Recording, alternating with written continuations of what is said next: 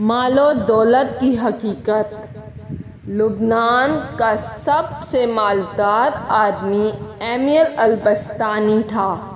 اس نے اپنے لیے ایک خوبصورت علاقے میں جو کہ بیروت کے ساحل پر تھا قبر بنوائی کہ مرنے کے بعد مجھے اس قبر میں دفن کیا جائے۔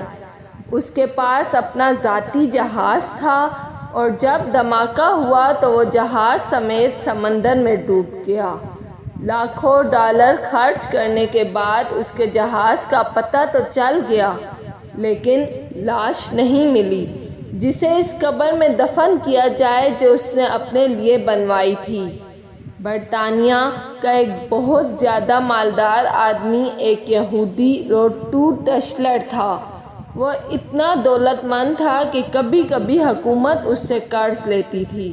اس نے اپنے عظیم الشان محل میں ایک کمرہ اپنی دولت رکھنے کے لیے مختص کیا تھا جو کہ ہر وقت سیم و زر سے بھرا رہتا تھا۔ ایک دفعہ وہ اس کمرے میں داخل ہوا اور غلطی سے دروازہ بند ہو گیا۔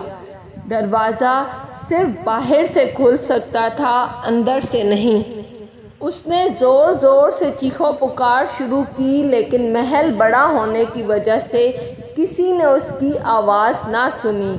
اس کی عادت تھی کہ وہ کبھی کبھی بغیر کسی کو بتائے کئی ہفتے گھر سے غائب رہتا تھا۔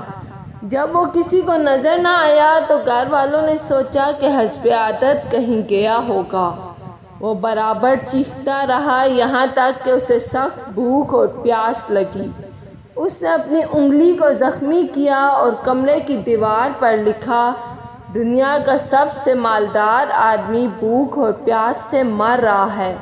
اس کی لاش کئی ہفتے بعد دریافت ہوئی۔ یہ پیغام ہے ان لوگوں کے لیے جو سمجھتے ہیں کہ مال و دولت ہی ہر مشکل کا حل ہے اور دنیا کی ہر ضرورت اس سے پوری کی جا سکتی ہے۔ دنیا سے جانا ایک بڑا حادثہ ہے لیکن ہم نہیں جانتے کہ کب، کیسے اور کہاں جانا ہے۔ انسان سفر پر جاتا ہے اور پھر واپس آتا ہے، گھر سے باہر جاتا ہے اور پھر لوٹتا ہے، لیکن جب دم نکل جائے تو پھر کوئی لوٹتا نہیں ہے۔ مبارکباد کے قابل ہیں وہ لوگ جو کسی پر ظلم نہیں کرتے، نہ کسی سے نفرت کرتے ہیں، نہ کسی کا دل زخمی کرتے ہیں اور نہ اپنے آپ کو کسی سے برتر سمجھتے ہیں، اس لیے کہ سب کو جانا ہے۔ ایک آدمی ٹیکسی میں بیٹھا تو دیکھا کہ ڈرائیور قرآن سن رہا ہے۔ اس نے پوچھا، کیا کوئی آدمی مر گیا ہے؟ اس نے کہا، ہاں، ہمارے دل مر چکے ہیں۔ قیدی اس لیے قرآن مانگتا ہے کہ قید تنہائی میں اس کا ساتھی بنے۔ مریض ہسپتال میں اس لیے قرآن مانگتا ہے تاکہ اللہ پاک اس کے مرض کو دور کرے، اور مردہ قبر میں تمنا کرے گا، کاش میں قرآن پڑھتا تو آج قبر میں میرا غمخوار ہوتا۔ آج نہ ہم قیدی ہیں، نہ مریض ہیں اور نہ مرے ہوئے ہیں کہ قبر میں قرآن پاک کی تمنا کریں۔ قرآن آج ہمارے ہاتھوں میں ہے، آنکھوں کے سامنے ہے، تو کیا ہمیں اس بات کا انتظار ہے کہ ہم ان مصیبتوں میں سے کسی ایک مصیبت میں گرفتار ہو جائیں اور پھر قرآن پاک کو طلب کریں؟ اے اللہ، قرآن پاک کو ہمارے دلوں کی بہار، سینوں کا نور، عیبوں کا پردہ پوش، نفوس کا مددگار، قبر کا ساتھی اور روز محشر میں سفارشی بنا دیجیے، اور ہمیں قرآن پاک کے حقوق ادا کرنے کی توفیق عطا فرما۔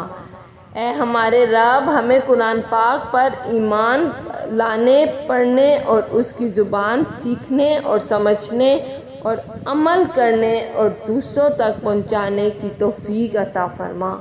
آمین ثم آمین۔ اگر آپ لوگوں کو میری ویڈیو پسند آئی ہے تو لائک اور سبسکرائب لازمی کیجیے گا۔